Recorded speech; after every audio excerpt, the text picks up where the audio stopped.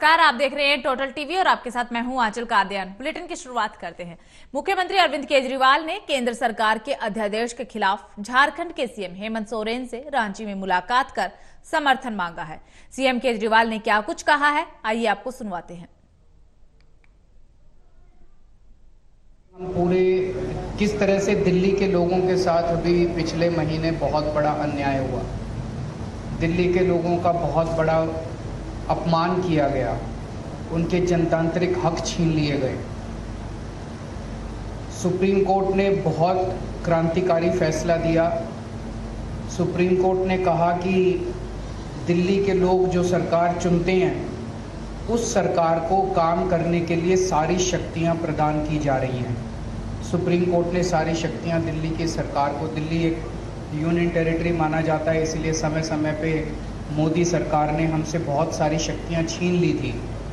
लेकिन 11 मई को supreme court ने आदेश पारित करके वो सारी शक्तियां दिल्ली के लोगों को वापस, दिल्ली की चुनी हुई सरकार को, कि दिल्ली के लोग जिस भी सरकार को चुनेंगे, चाहे इस पार्टी की चाहे उस पार्टी की, उस सरकार को काम करने के पूरे अधिकार होंगे। दुर्भाग्यवश 11 मई को ये ऑर्डर आया और 19 मई को, 8 दिन के अंदर 19 मई को रात को 10 बजे, रात के अंधेरे में मोदी सरकार ने अध्यादेश जारी करके सुप्रीम कोर्ट के आदेश को पलट दिया।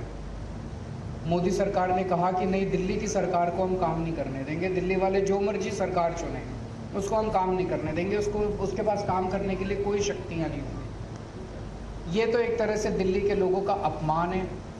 दिल्ली के लोगों के अधिकार छीन लिए गए और दिल्ली के लोगों को बिल्कुल एक तरह से जनतंत्र के अंदर एक बेदखल कर दिया गया, पूरी की पूरी दिल्ली के 2 करोड़ लोगों को।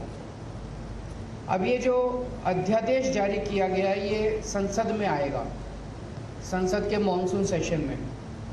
तो बीजेपी की लोकसभा में तो बहुमत है, लेकिन राज्यसभा में बीजेपी के पास बहुमत नहीं है। उनकी 93 सीट्स हैं 238 में से। तो अगर नॉन बीजेपी सारी पार्टियां इकट्ठी हो जाएं तो इस अध्यादेश को हराया जा सकता, इसको बिल को हराया जा सकता है। ये बात केवल दिल्ली की नहीं है, ये बात इस देश के जनतंत्र की है, फेडरल प्रिंसिपल्स की है। आज ये दिल्ली के लिए ऐसा अध्यादेश लाए हैं, कल ये ऐसा ही अध्यादेश झारखंड के लिए ला सकते हैं, राजस्थान के लिए ला सकते हैं, पंजाब के लिए ला सकते हैं, हरियाणा के लिए ला सकते हैं, तमिलनाडु के लिए ला सकते हैं। किसी भी राज्य के ऊपर कानून पास करके, अध्यादेश पास करके उसके हकों को छीना जा सकता है।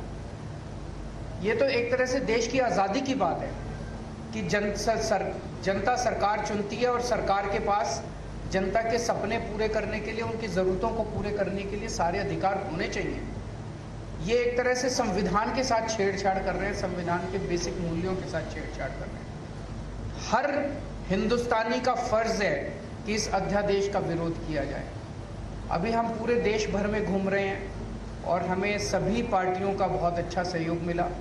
आज काफ़ी लंबी चर्चा हुई हेमंत जी से, और मैं दिल्ली के लोगों की तरफ से हेमंत जी का और उनकी पार्टी का तहे दिल से शुक्रिया अदा करना चाहता हूं कि उन्होंने पूरा सहयोग देने का हमें आश्वासन दिया है कि संसद के अंदर भी और संसद के बाहर भी जनतंत्र को कुचलने के लिए ये जो अध्यादेश लाया गया है, इसके खिलाफ वो पूरा हमें समर्थन देंगे। और दूसरी पार्टियों से भी मेरी सबसे अपील है, वैसे मैं सबसे जाके मिल रहा हूँ, सबका समर्थन भी मिल रहा है, लेकिन बाकी और अन्य पार्टियों से भी अपील है कि वो भी जन विरोधी, राष्ट्र विरोधी ये जो कानून है, इसका विरोध करें। हेमंत जी से और मैं फिर से शुक्रिया अदा करता हूँ। एक तरह से झारखंड के लोगों का आज दिल्ली के लोगों को समर्थन मिला है, तो दिल्ली के लोग बहुत आभारी हैं, हेमंत जी के भी, उनकी पार्टी के भी और झारखंड के लोगों।